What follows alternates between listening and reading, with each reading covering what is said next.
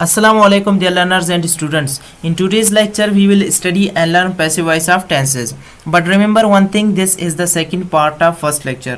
First lecture has been uploaded. और अगर lecture आपको पसंद आता है so don't forget like and subscribe our channel EGB lectures. तो इस lecture में से ये ना हम स्टडी करने वाले हैं 4 टेंसेज, जिसमें 2 कंटिन्यूस टेंसेज हैं एंड 2 परफेक्ट टेंसेज हैं। क्योंकि पैसिव वॉइस की बात की जाए तो पैसिव वॉइस में 7 टेंसेज को चेंज करते हैं। अब 3 जो कि हमने फर्स्ट लेक्चर में आपको बता दिए थे, जो इंडेफिनिट टेंसेज थे, जैसे प्रेजेंट इंडेफिनिट था, पास्ट इंडेफिनिट था एंड फ्यूचर इंडेफिनिट था। इस लेक्चर में से ना हम कंटिन्यूस टेंसेज, जिस तरह हमारे पास प्रेजेंट कंटिन्यूस है और पास्ट कंटिन्यूस है, present perfect and past perfect. क्योंकि मैंने पहले आपको बताया कि जब आप पैसिव वॉइस पढ़ना चाहते हैं सो इंपॉर्टेंट चीज़ ये होता है कि आपको टेंसेज आने चाहिए। तो इस वजह से अगर किसी भी स्टूडेंट्स को टेंसेज नहीं आते हैं तो यहाँ पर मैं थोड़ा सा आपको टेंसेज को भी बता देता हूँ ताकि टेंसेज भी आपके क्लियर हो जाए। जो है उसको देख लेते हैं, जो स्ट्रक्चर है उसका। प्रेजेंट कंटिन्यूस टेंस है, जो इसका फार्मूला है वो है सबसे पहले सब्जेक्ट, उसके बाद हेल्पिंग वर्ब है, हमारे पास इज एम आर है, ठीक है ना। थर्ड पर्सन सिंगुलर के लिए इस्तेमाल करते हैं एंड जो एम है, ठीक है ना, इसको हम आई के लिए इस्तेमाल करते हैं एंड जो आर है, ठीक है ना, ये थर्ड पर्सन प्लूरल के लिए इस्तेमाल होता है। फॉर एग्जाम्पल हमारे पास ई शी इट होता है और एक अगर सिंगुलर नेम है तो उसके लिए, ठीक है ना, हम इसको इस्तेमाल करते हैं। अगर एम है तो उसके लिए जस्ट आई इस्तेमाल होता है। और इसके अलावा जो आर है वो थर्ड पर्सन कौन से होते हैं हमारे पास, जैसे यू होता है, दे होता है और इसके अलावा, ठीक है ना, 2 अगर बंदों के नाम हैं तो इनको सी नेम के लिए हम आर इस्तेमाल करते हैं। अब उसके अलावा, ठीक है ना, फर्स्ट फॉर्म द वर्ब है विद आईएनजी एंड ऑब्जेक्ट है। सब्जेक्ट ऑब्जेक्ट मैंने बता दिया था कि क्या है। सब्जेक्ट वो होता है जो सेंटेंस में काम करने वाला होता है, जो काम करता है, और ऑब्जेक्ट होता है सीने जिस पर एक्शन होता है, जिस पर एक्शन वाक़ होता है। एग्जांपल हमारे पास है एक्टिव वॉइस का प्रेजेंट कंटिन्यूस टेंस का है, police is arresting the dangerous thief. Police हमारे पास सिंगुलर है, इस वजह से हमने यहाँ पर इज लगाया हुआ है। उसके बाद सी ना फर्स्ट फॉर्म विद आईएनजी है, अरेस्टिंग। उसके अलावा सी ना हमारे पास जो ऑब्जेक्ट है वो है द डेंजरस थीव। अब सी ना जब आप पैसिव वॉइस बनाना चाहते हैं तो आपके पास जो वर्ब है उसके बाद सी ना अपना ऑब्जेक्ट ले ले। यहाँ पर हमारे पास जो वर्ब है वो है अरेस्टिंग, अरेस्टिंग के बाद हमारे पास जो ऑब्जेक्ट है वो है द डेंजरस थीव। अब जब हम डेंजरस थीव को ले लेते हैं यहाँ से, द डेंजरस थीव, ये भी सिंगुलर है, ठीक है ना, तो यहाँ पर भी हम इज लगाते हैं। अगर ये प्लूरल होता सी ना तो हम आर लगा लेते, द डेंजरस थीफ इज। अब यहाँ पर जब आप एक चीज़ के इजाफा करते हैं, अब अगर हम यहाँ पर सी ना फार्मूला बता दें, सी ना मैंने पहले आपको इसलिए फार्मूला नहीं बताया ताकि आपकी समझ में आ जाए। तो यहाँ पर हमारे पास सब्जेक्ट होता है, हेल्पिंग वर्ब होता है, इज एम आर भी होता है, लेकिन सिर्फ हम एक चीज़ का इजाफा करते हैं वो है being plus third form the verb. Passive voice में हमें हमेशा third form of the verb इस्तेमाल करते हैं। सो यहाँ पर आपके पास जो ऑब्जेक्ट है द डेंजरस थीफ, यहाँ पर जो आपके पास ऑब्जेक्ट है यहाँ पर हमने इसको लाया सब्जेक्ट किया, the dangerous thief is being arrested. Okay, अब यहाँ पर आप अरेस्ट को third form of the verb में ले जाएंगे, जो वहाँ पर अरेस्टिंग था यहाँ पर आप इसको अरेस्टेड करेंगे। और अब यहाँ पर आपके पास जो सब्जेक्ट है इसको यहाँ पर आप एज ऑब्जेक्ट इस्तेमाल करेंगे, बाय पुलिस। अब यहाँ पर एक और बात भी लाजमी है कि अगर आप बाय नहीं लगाना चाहते तो बाय ऑप्शनल है आपके पास।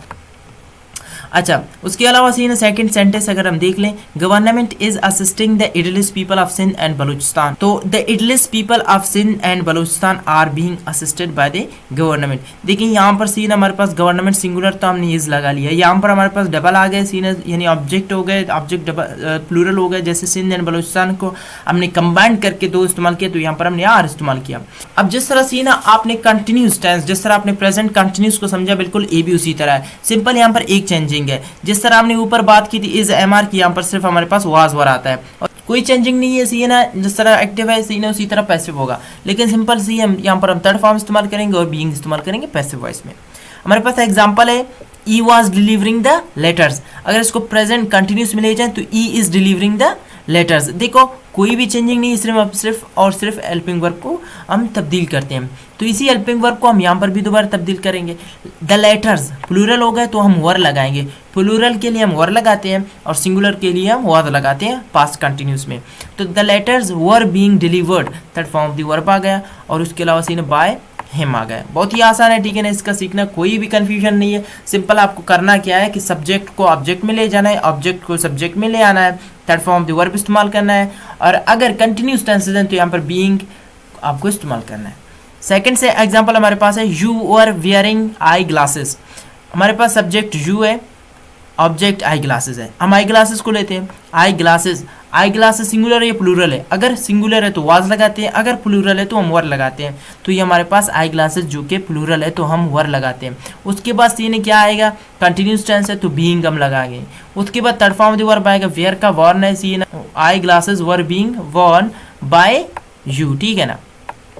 थर्ड सेंटेंस हमारे पास है, Shakespeare was writing King Lear. Shakespeare seen है जो किंग लियर सीन एक पोएम है सीन, उसको लिख रहा था। अब किसके जरिए से लिख रहा था, ठीक है ना, शेक्सपियर के जरिए से लिखा जा रहा था। तो हम क्या कहेंगे सीन कि King Lear was being written by Shakespeare scene.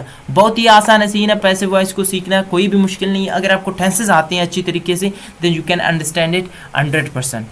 अच्छा, सबसे पहले ठीक है ना परफेक्ट टेंस को देख लेते हैं। हमारे पास यहाँ पर सीन है थोड़ा सा चेंजिंग है, जिस तरह हमने कंटिन्यूस की बात की थी तो इसमें थोड़ा सा चेंजिंग है। यहाँ पर हमारे पास सबसे पहले सब्जेक्ट है, उसके बाद हेल्पिंग वर्ब हमारे पास एज एंड हैव है, ठीक है ना। एज को हम प्लूरल के इस्तेमाल करते हैं और एज को हम सिंगुलर के लिए इस्तेमाल करते हैं।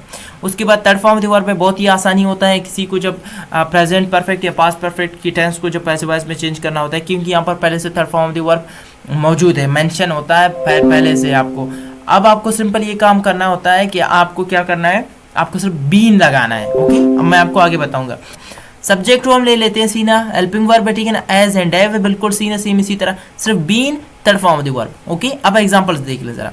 Babar has hit a six, Babar एक चक्का मार चुका है, ठीक है ना। चक्का किसके जरिए से मारा जा चुका है, वो बाबर के जरिए से। अब हम हमारा जो ऑब्जेक्ट है वो है अ सिक्स, यहाँ पर अ सिक्स को ले लेते हैं। A six has been hit by Babar, बहुत ही आसान है सीन है, कोई कंफ्यूजन नहीं है। सिंपल हमें क्या करना है कि हमें सब्जेक्ट को यहाँ पर ऑब्जेक्ट पर ले आना है, जिस तरह हमने यहाँ पर लाया, ठीक है ना। और उसके अलावा सीन यहाँ पर सीन बाबर हमारे पास सब्जेक्ट था ना, तो यहाँ पर मैंने इसको ऑब्जेक्ट बना दिया, ठीक है ना। और उसके अलावा एज था सीन यहाँ पर बिल्कुल एज ई हो गया, एज बीन हमने कर दिया। अगर ये हमारे पास असिक्स, ठीक है ना, प्लूरल होता तो फिर यहाँ पर एव बीन होता, ठीक है ना, एज बीन नहीं होता। They have scored 190, okay, 190 has been scored by them, ठीक है ना। तो थर्ड सेंटेंस देख ले सीना कि Mister Imran Khan has started a campaign for flood affected people. देखिए अब यहाँ पर सीन डबल ऑब्जेक्ट आया हुआ है, तो डबल ऑब्जेक्ट को हल करने का यानी स्टार्ट करने का तरीका है कि आप जब इसको पैसिव वॉइस में चेंज करना चाहते हैं तो इसका एक ही तरीका है कि आपको वर्ब के बाद सीन अपना ऑब्जेक्ट लेना है, यहाँ से आपको लेना है अ कैंपेन। ओके, अब ये दो तरीके सीन इसको चेंज करने के, आप इसको इस तरह भी ले सकते हैं कि A campaign has been started for flood affected people by Mr. Imran Khan, और इसको आप इस तरीके से भी ले सकते हैं कि A campaign for flood affected people has been started, ठीक है। तो आप इसको दो तरीके से चेंज कर सकते हैं। पास्ट परफेक्ट है, ठीक है ना, वहाँ पर हमने एज और हैव की बात की, यहाँ पर हम एड की बात करते हैं। यहाँ पर आगे बिल्कुल एड बीन होता है, जिस तरह सीन है they had made him a king, passive voice इसका क्या होगा, he had been made a king, by मैंने नहीं लगा दिया सीन है इस वजह से कि ऑप्शनल है।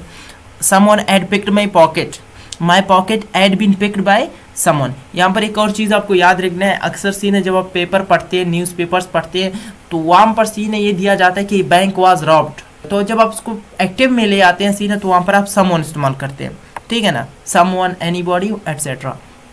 अच्छा, थर्ड सेंटेंस हमारे पास है ई एड नॉट सीन इम opening the box inside the door. बहुत ही कंफ्यूजन लगता है सीन है कि भाई जब इसको हम चेंज करते हैं किस तरह चेंज कर ले, क्योंकि यहाँ पर हमारे पास ऑब्जेक्ट ज़्यादा है, इम है, ठीक है ना, यहाँ पर ऑब्जेक्ट हमारे पास, क्योंकि खुद एक सेंटेंस है ना, ई एड नॉट सीन इम खुद एक सेंटेंस है, तो ई जो अब आगे सीन लिखा हुआ है opening the box inside the door, तो ये ज़रा कंफ्यूजन करते हैं। तो पहले वाला वही रूल है सीन है कि वर्ब के बाद आपको लेना, वर्ब आपके पास सीन है तो ई को ले लो, ठीक है ना। इम हमारे पास यहाँ पर ई बन जाता है सब्जेक्टिव केस में। He had not been seen opening the box inside the door, ये आपके पैसिव वॉइस बिल्कुल मुकम्मल होगा। सो आई होप आपको लेक्चर पसंद आया होगा। अगर लेक्चर पसंद आया हुआ है तो प्लीज़ वीडियो को लाइक कर लें और चैनल को सब्सक्राइब कर लें। Thank you so much for watching.